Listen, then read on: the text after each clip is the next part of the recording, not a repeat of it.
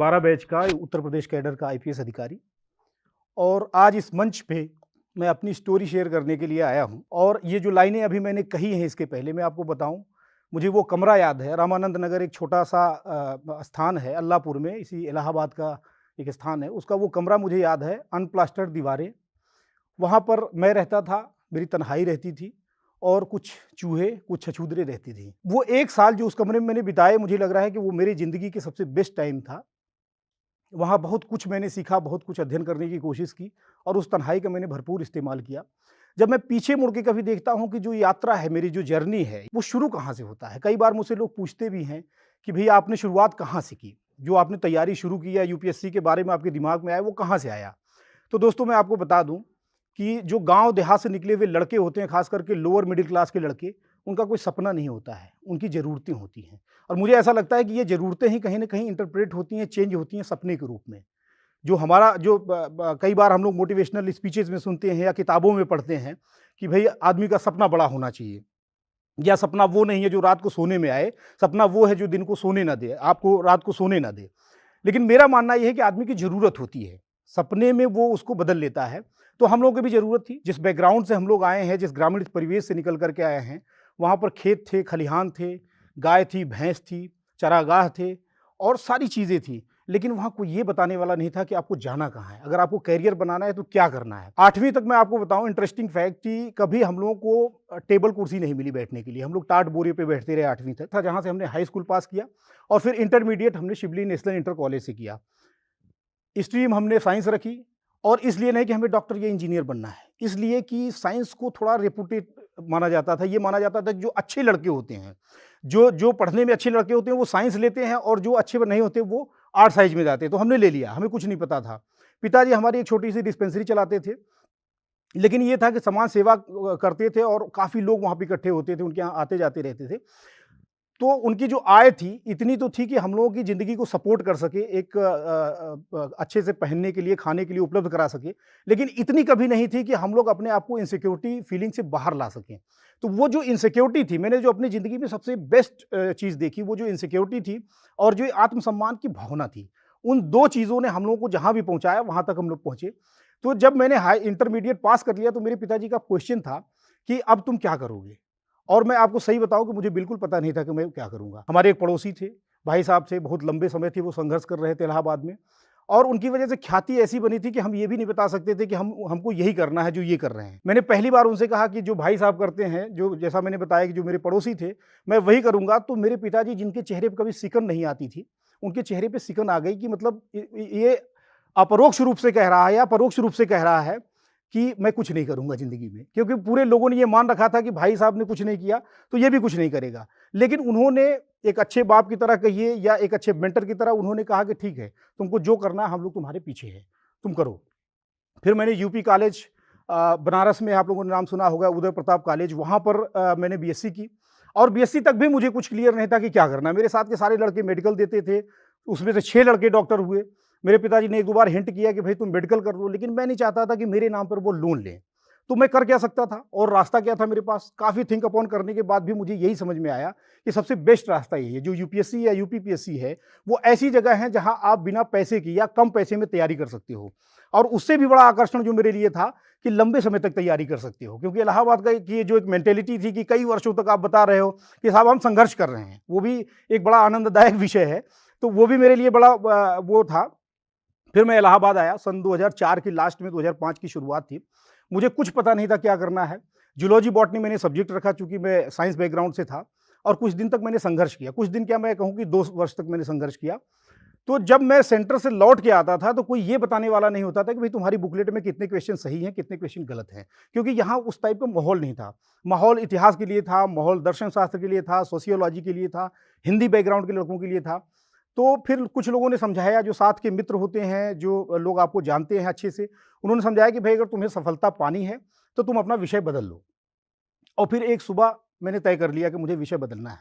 किसी के भी करियर में अगर आप देखोगे जो उतार-चढ़ाव आती है, उसमें निर्णयों की बहुत बड़ी भूमिका आती है। जो डिसीज़न होते हैं, अगर सही समय पे आपने सही डिसीज़न ले लिया, तो बहुत सारा चीज़ परिवर्तित हो जाता है। तो उस दिन का जो मेरा वो निर्णय था, उसी का एक नतीजा है कि मैं आपके सामने खड़ा होकर के अपनी स्टोरी बता रहा हूँ।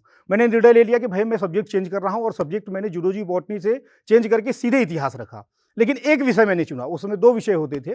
मैंने एक विषय तो चुन लिया इतिहास, और फिर बारी आई कि अब इसको शुरू कहाँ से किया जाए, क्योंकि कभी मैंने इतिहास नहीं पढ़ा था और कहाँ से इसकी तैयारी शुरू की जाए। तो हुआ कि कोचिंग ज्वाइन की जाए। कोचिंग उस समय हमारे यहाँ से 3 किलोमीटर पे तिलक नगर एक जगह है, वहाँ एक टीचर थे, वो पढ़ाते थे, उनकी फीस 3000 रुपये थी। फिर हम लोगों ने जुगाड़ लगाया, जो उत्तर प्रदेश का जुगाड़ होता है। फिर हम लोगों ने जाके कहा कि सर कुछ कम कर दीजिए, तो उन्होंने कम किया। उन्होंने कितना कम किया? 500 रुपये। उन्होंने 2500 रुपये बताए। और मैं आपको बताऊँ, मेरी औकात नहीं थी कि मैं एक बार में 2500 रुपये उनको दूँ। मैंने 5 किस्तों में वो 2500 रुपये दिए। 5 किस्तों में, मतलब उनका जो पैसा वसूल करने वाला था वो परेशान हो गया कि अब दे दो साहब। मतलब कोचिंग खत्म होने के कुछ दिन पहले तक वो किस्तें चलती रही और उनके 2 सेगमेंट थे 2-2 घंटे के। तो मैंने ये निर्णय लिया कि मुझे ये कोचिंग जल्दी से जल्दी खत्म करनी है। तो मतलब कुल मिलाकर के 2 घंटे 2 घंटे 4 घंटे में लगातार पढ़ता था और साढ़े 3 महीने में वो कोचिंग खत्म हो गई। फिर बारी आई सेकंड सब्जेक्ट की। फिर हम लोगों ने एक बार डिसाइड करने की कोशिश की, फिर निर्णय लेने के लिए सोचने लगे। तो मैंने कहा जो कॉमनेस्ट सब्जेक्ट है, अगर मैंने इतिहास यहाँ का कॉमनेस्ट सब्जेक्ट लिया है इलाहाबाद का, तो यहाँ के ट्रेडिशनल सब्जेक्टों में जो होगा वही मैं लूँगा। तो वो सब्जेक्ट मुझे मिला दर्शन शास्त्र। और दर्शन शास्त्र का मतलब मैं समझता था भारतीय दर्शन, लेकिन उसमें बहुत सारा विटगेंस्टीन और पाश्चात्य दर्शन भी है, हीगल भी हैं। तो जब मैंने वो लिया और शुरू किया तो मुझे लगा यार ये तो बहुत ही मुश्किल काम है, लेकिन ले लिया तो ले लिया। फिर एक हमारे टीचर थे, उनका बहुत योगदान रहा है मेरे जीवन में। उनकी कोचिंग चलती थी कर्नलगंज थाने के जस्ट बगल में, वहाँ हम लोग जाने लगे। तो कोचिंग तो खैर जैसी थी वैसी थी, लेकिन सर जो थे वो मोटिवेशनल स्पीचेस भी देते थे और मोटिवेट बहुत करते थे। उनके पिताजी बहुत वरिष्ठ पत्रकार हुआ करते थे। उनका लेक्चर हुआ, लेक्चर की थीम थी कर लो दुनिया मुट्ठी में। उनका विषय यही था कि जो एक चीफ एडिटर होता है किसी भी पत्र का, किसी भी अखबार का, वो किस तरह बहुत सारे सब्जेक्ट को हैंडल करता है। जब सुबह अपने टेबल पे बैठता है तो बहुत सारे सब्जेक्ट को हैंडल करता है। तो जो तैयारी करने वाले लड़के होते हैं उनको भी चूंकि बहुत सारे सब्जेक्ट हैंडल करने होते हैं, तो कैसे उसको करना है, उस पर उनका 2 दिन का लेक्चर हुआ। और सर ने कहा कि इस पे जितने लोगों ने सुना है सभी लोग इस पे लेख लिख के ले आएंगे। मुझे डेट याद है 25 दिसंबर 2006 मैंने लेख लिखा कर लो दुनिया मुट्ठी में। और फिर 29 तारीख को मैं बनारस के लिए जा रहा था। स्टेशन पे जैसे ही उतरा सर का फ़ोन आया। उन्होंने कहा तुमको लग रहा होगा कि मैंने फ़ोन क्यों किया, क्योंकि फ़ोन नहीं करते थे किसी को। मैंने कहा सर लग तो यही रहा है। उन्होंने कहा कि तुम्हारा लेख पढ़ के मैं खुद को कंट्रोल नहीं कर पाया, इसलिए मैं फ़ोन कर रहा हूँ। और मैंने पापा को दिखाया तो पापा ने कहा कि यार इतना अच्छा तो मैंने बोला भी नहीं था। तो वो उस लेख को मैं अपने जीवन का टर्निंग पॉइंट मानता हूँ। क्योंकि मुझे जो कहते हैं ना काच उपसादी राह बलवाना, कई बार आपके अंदर क्षमता तो होती है लेकिन यू डोंट नो, आप अपने आप को खुद को आइडेंटिफाई नहीं कर पाते हो, रिकॉग्नाइज नहीं कर पाते हो। उन्होंने मुझे बताया कि भाई तू कर सकता है। फिर जब मैं वापस आया, उस लेख को उन्होंने फोटोकॉपी करके सबको बंटवाया। फिर उन्होंने मेरा इंट्रोडक्शन करवाया कि भाई ये वो हैं प्रताप गोपेंद्र जिनका लेख आपको बांटा गया, इन्होंने कितना अच्छा लिखा है। फिर उन्होंने कहा कि मैंने बहुत सारे IAS और IPS देखे हैं, लेकिन तुम्हारे अंदर किसी चीज़ की कमी नहीं है। अब तुम सोचो कि तुम्हारा हुआ क्यों नहीं अभी तक, और तुम अपना दिमाग प्री पे कंसंट्रेट करो, क्योंकि यू नो कि कौन सी चीज़ कहाँ लिखना है। जिस दिन तुम्हारा प्री निकलेगा, मैं तुमको गारंटी दे रहा हूँ कि तुम इंटरव्यू दोगे। और वो गारंटी बिल्कुल सच थी। मैंने 6 मेंस लिखे, 6 इंटरव्यू दिए और मेरा 3 में सिलेक्शन हुआ। चौथा इंटरव्यू खैर मैंने ड्रॉप कर दिया था, लेकिन उसमें इतना नंबर था कि SDM तो बड़े कंफर्टेबली में बन सकता था। तो फिर इसके बाद फिर जब परिवर्तन होता है, जब आप विषय चेंज करते हो तो धीरे धीरे चीज़ें लिंकअप होने लगती हैं। उसमें एक भाई साहब थे जो मुझसे 5 साल 6 साल सीनियर थे, तो मैं फिर उनके साथ रहने लगा काफ़ी अच्छा। तो उनका ग्रुप बहुत बड़ा था। उनका ये था कि कभी प्री रुकता नहीं था और मेंस होता नहीं था। एक कैटेगरी उत्तर प्रदेश में यहाँ इलाहाबाद में कि प्री रुकता नहीं और मेंस होता नहीं, कि 19 मेंस दिया है, 20 मेंस दिया है। कई बार ये भी समझ में नहीं आता कि इसको उपलब्धि कहें या कमजोरी कहें, बट हमको उसके ऊपर वो नहीं करना। तो हमने भाई साहब के साथ जब हम जुड़े, उनका पूरा ग्रुप जो था वो बहुत सीरियस बच्चों का ग्रुप था। मतलब वो ऐसा ग्रुप था जिसमें मैं जूनियर मोस्ट था और सारे लोग ऐसे थे जो लगातार इंटरव्यू दे रहे थे, खास करके UPPSC के जो PCS और लोअर के इंटरव्यू होते हैं। तो जब आप जहाँ पे रहते हैं ना, उन परिस्थितियों से अडॉप्ट करते हैं, चीज़ों को इम्बाइब करते हैं।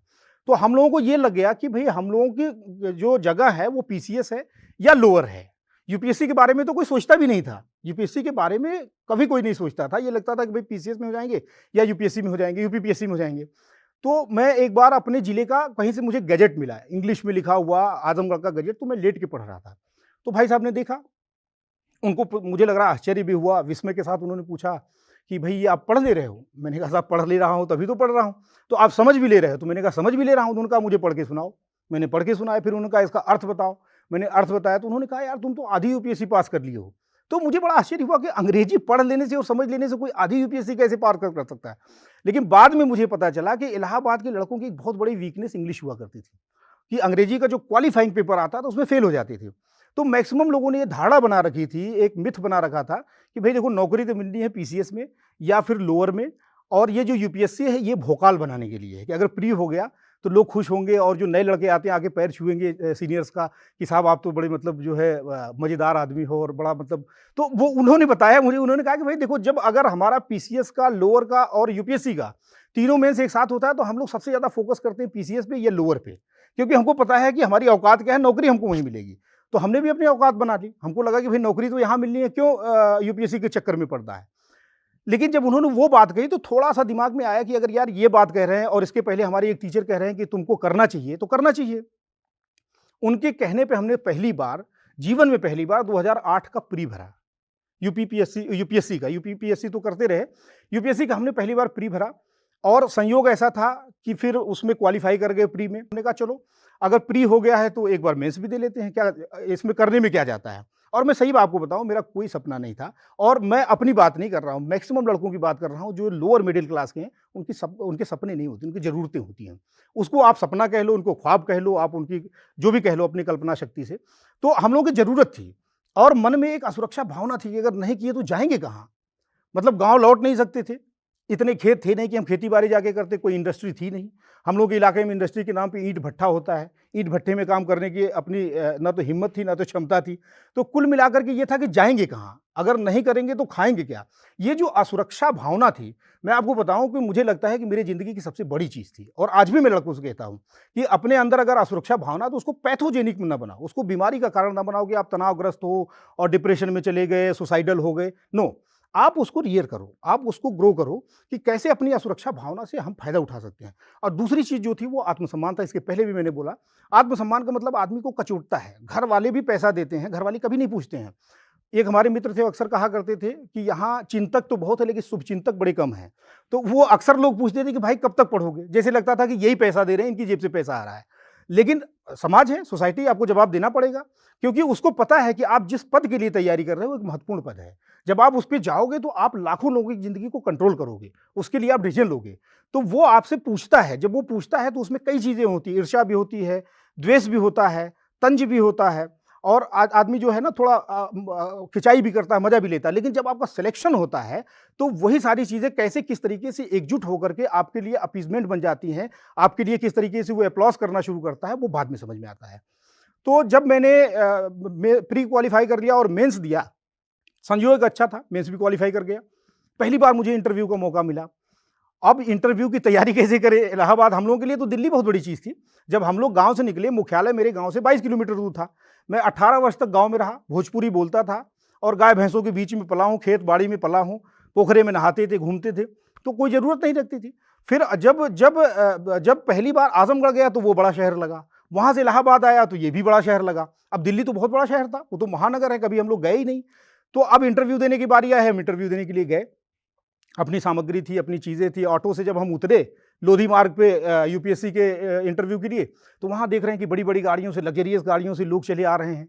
बच्चे उतर रहे हैं, अपनी मम्मी-पापा का पैर छू रहे हैं, एक-दूसरे को हग कर रहे हैं, विश कर रहे हैं और हम लोग अपना पॉलीथीन में अपना डॉक्यूमेंट्स लपेटे हुए और दबाए हुए टहल रहे हैं। हमको लग रहा है कि ये हो क्या रहा है, मतलब इतने बड़े-बड़े लोगों के बीच में हम कहाँ से आ गए यार, मतलब अजूबा टाइप का ये तो है। लेकिन मतलब कहीं न कहीं वो जो आपकी ज़रूरत है, जो बाद में ख्वाब बन जाती है और उसके आगे चल कर के वो आपकी दीवानगी बन जाती है, वो निश्चित तौर से कहीं न कहीं थी। उसको आप इग्नोर नहीं कर सकते हो। फिर बाकी ये था कि भई एक नौकरी चाहिए, किसी तरीके से हमने एलएलबी भी शुरू किया, कंप्लीट नहीं कर पाए, लगातार प्री मेंस होता रहा और फिर लोअर भी दिया और पीसीएस भी दिया। फिर 2007 लोअर जो था, उसमें हमारा सिलेक्शन हुआ पहली बार। पहली बार सिलेक्शन हुआ सप्लाई इंस्पेक्टर के पद पे। लोगों ने कहा कि भाई तुमने यूपीएससी का अगर इंटरव्यू दे दिया है तो इस चूहा दौड़ में क्यों शामिल हो रहे हो? और बात भी सही थी, काफ़ी हद तक कई लोग ऐसे थे कि बहुत अच्छा उनका कैरियर था लेकिन उन लोगों ने किसी के तरीके से कोई नौकरी ज्वाइन कर ली और फिर वहीं पे स्टॉपेज लग गया। तो मैंने कहा कि भाई देखो अब मेरे लिए ये बर्दाश्त के बाहर है कि मैं अपने घर वालों से एक भी रुपया लूँ। मेरे बस का ये नहीं है कि मैं नहीं ले सकता, मेरा आत्मसम्मान बिल्कुल इसको गवारा नहीं करता, तो मैं तो ज्वाइन करूँगा। फिर उसमें जब आप निर्णय ले लेते हो, ये भी निर्णय था और कठिन निर्णय था। जब आप निर्णय ले लेते हो तो लोग सपोर्ट करने लगते हैं। फिर मैंने कुछ लोगों से पूछा तो उन्होंने उसके पॉजिटिव साइड बताया कि भाई आप ज्वाइन करोगे, नई जगह पे जाओगे, नई चीज़ें सीखोगे, बहुत सारे लोग आपके संपर्क में आएंगे, यू विल ग्रो। तो मैंने फिर ज्वाइन किया। ज्वाइनिंग के समय भी मुझसे पूछा गया कि भाई अगर आप अच्छी पोस्टिंग के नाम पे आए हो तो आप सोनभद्र जाओ या गाजियाबाद जाओ। मैंने कहा मैं तैयारी के नाम पे आया हूँ। तो मेरी पोस्टिंग बनारस में हुई।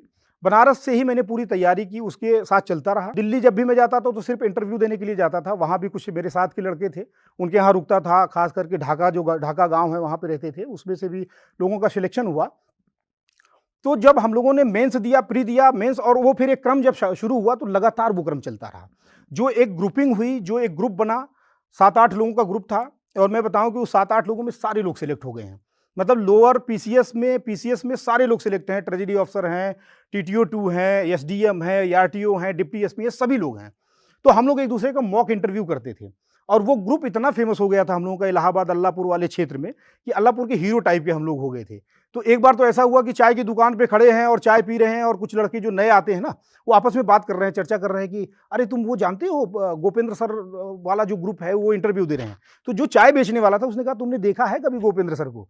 तो उसने कहा कि नहीं साहब देखा तो नहीं। तो उन्होंने कहा ये है, इनसे मिलो। मतलब जो एक होता है ना, तो वो फीलिंग आनी शुरू हो जाती है, अधिकारी वाली फीलिंग आनी शुरू हो जाती है। आपको लगता है कि यार ये तो अच्छा है, तो फिर मजा सा आने लगता है कि मतलब आप जब सफलता का स्वाद जो होता है ना, और वो भी जब लंबे संघर्ष और असफलता के बाद आपको मिलता है, तो उसका रस, उसका स्वाद और बढ़ जाता है। तो फिर यूपीएससी उसके बाद भी मैंने दिया, एक इंटरव्यू और दिया, उसमें भी असफल रहा। और मतलब मुझे लग रहा है मैं सारे फॉर्मेट में असफल भी रहा, फेल भी हुआ, और सारे फॉर्मेट में सफल भी रहा। मतलब लोअर में भी मेरा सिलेक्शन हुआ, पीसीएस में भी मेरा सिलेक्शन हुआ, और फिर फाइनली यूपीएससी में मेरा सिलेक्शन हुआ। तो 2009 का ट्रेजरी अफसर का रिजल्ट, उसका रिजल्ट आया यूपीपीएससी का, पीसीएस का जिसको कह सकते हैं आप, उसमें मेरा ट्रेजरी ऑफिसर में हो गया। और उसके 20 दिन बाद इसका रिजल्ट आया, जिसमें मेरा आईपीएस में हुआ। और उस समय मैं नौकरी कर रहा था, सप्लाई की नौकरी कर रहा था। और एक रेड में हम लोग गए हुए थे, जांच में गए हुए थे, करीब बनारस से 40 किलोमीटर दूर ग्रामीण इलाके में था। वहाँ से मेरे दोस्त का फ़ोन आया दिल्ली से कि भाई रिजल्ट तो आ गया है, तो देख लो। मैंने कहा यार यहाँ तो सामने मेरे सुंदर सा खेत है, उसमें मुर्गियाँ चल रही हैं, मैं कहाँ से वो देखूंगा, मेरे पास तो नेट भी नहीं है मोबाइल पे। तो उसने कहा ठीक है मैं देख के बताता हूँ। लेकिन मैं आपको बताऊँ कि कितना क्रेज होता है इन परीक्षाओं का, कि 5 मिनट बाद दूसरे बंदे का फ़ोन आया, उसने कहा कि तुम्हारी ये रैंक है, तुमको ये सर्विस मिलेगी और इस कैडर के साथ मिलेगी। मतलब ऑलमोस्ट इस कैडर के साथ। तो फिर मैं वहाँ से भाग करके अपने मुख्यालय गया, मैंने वो छोड़ दिया रेड। उसके बाद भी मेरे 5 चांस बचे हुए थे। मेरे फादर कभी मना नहीं करते थे। उन्होंने पहली और अंतिम बार मुझसे कहा कि भाई अब तुम्हारी पढ़ाई हो गई यार, अब रहने दो। क्योंकि उनको इस बात का मोह था कि होम कैडर अगर मिल रहा है तो वो कहीं बिछड़ ना जाए। क्योंकि आप लोगों को पता होगा कि जो अखिल भारतीय सेवाएं होती हैं, उनका उनका क्रिएशन इसलिए हुआ था कि एक इलाके का आदमी दूसरे इलाके में जाकर के काम करे। लेकिन इसमें जो काडर होता है वो 1/3 जो होते हैं वो होम काडर के लोग होते हैं, बाकी 2/3 बाहर से आते हैं। मेरे लिए वो बहुत बड़ा इशू नहीं था, लेकिन मेरे पेरेंट्स के लिए था। तो जब उन्होंने कहा तो मैंने उसको स्टॉप कर दिया, रोक दिया। लेकिन मैं आपको बताऊं कि मैं अपने जो न्यूरोलॉजिकल पावर है उसको नहीं रोक सकता था। मुझे पढ़ना है तो पढ़ना है, और उसके साथ मुझे क्रिएटिव राइटिंग की भी आदत थी। और जो यहाँ मैं खड़ा हूँ या अपनी स्टोरी शेयर कर रहा हूँ, उसके पीछे मेरी राइटिंग स्किल थी। मैं आपको बताऊं कि अगर मेरे पास राइटिंग की स्किल ना होती तो शायद मैं यहाँ ना होता। और मैं आज भी जो बच्चे आते हैं मुझसे पूछने के लिए, मैं उनको यही सलाह देता हूँ कि सबसे पहला काम तो लिखना शुरू करो, क्योंकि आपका मूल्यांकन लिखने पे होता है। आपकी पर्सनैलिटी जज की जाती है आपके लिखने पे। 80% आपका की जो मार्क्स हैं वो लिखने पे हैं। तो वो मैंने अपनी राइटिंग भी जारी रखी। और फिर मैंने अपने गांव, जो छोटा सा गांव जहां से मैं बिलोंग करता हूं, जहां से मैं आया, जहां की मिट्टी और जहां की आबो हवा आज भी मेरी सांसों में, मेरे पूरे अस्तित्व में घुली मिली है, मेरे पूरी रूह में शामिल है। मैंने सबसे पहली किताब उसके ऊपर लिखी, फत्तनपुर मेरा गाँव मेरे लोग करके, 250 पेज की, और वो पब्लिश हुई। और फिर जो दूसरी किताब थी, मुझे लगा कि ये भी मेरे लिए एक ट्रिब्यूट है, तो मैंने अपने जिले का इतिहास लिखा। और बहुत ही फैक्चुअल, तथ्यात्मक इतिहास, करीब वो 420-22 पेज की किताब है, रॉयल साइज में। और वो किताब अभी उत्तर प्रदेश हिंदी संस्थान से पुरस्कृत हुई है। प्रथम पुरस्कार उसको इतिहास में मिला है, नामित पुरस्कार उत्तर प्रदेश हिंदी संस्थान का, जिसका 9 तारीख को कार्यक्रम होना है। उसमें 75,000 का पुरस्कार सरकार की तरफ से दिया गया है। जब आपके अंदर जो कह रहा हूं ना, आपकी जरूरत जब सपना बनती है और फिर वो दीवानगी में बदल जाती है कि नहीं हमको चाहिए, अब मुझे चाहिए, किसी भी कीमत पे चाहिए, मैं घर नहीं जाऊंगा। मेरा घर 150 किलोमीटर था, मैं 7 महीने तक घर नहीं गया। मैंने कहा नौकरी लेके जाऊंगा, और लेके गया। और जब ये चीज आ जाती है ना, तो आप किसी को रोक नहीं सकते हो। पूरा ब्रह्मांड जो कहते हैं ना कि षड्यंत्र करने लगता है, कॉन्स्पिरेसी करने लगता है आपके लिए, वो होता है। तो लास्ट लाइन अपनी जो मैं क्लोजिंग लाइन हमेशा कहता हूं कि क्रिया सिद्धि सत्वे भवति महतो नानुपकरणे। जो बड़े बड़े उपकरण होते हैं ना, उससे उससे जो सफलता नहीं मिलती, उससे सक्सेस नहीं मिलती है। जो आपकी सात्विक सोच है, जो आपकी पॉजिटिव थिंकिंग है, उसको जब आप एक्युमुलेट करके और उसके माध्यम से जब आप प्रयास करते हो ना, तो वो प्रक्रिया बचती है। आप प्रक्रिया में आनंद लेना सीखो। कुछ संघर्ष नहीं है। संघर्ष तो सुबह उठना भी संघर्ष है और दाढ़ी बनाना भी संघर्ष है। अगर आप उसको निगेटिवली लो, पॉजिटिवली लो, तो कुछ भी संघर्ष नहीं है। वो जीवन का एक पार्ट है और आप उसको एंजॉय करें। Thank you. जय हिंद।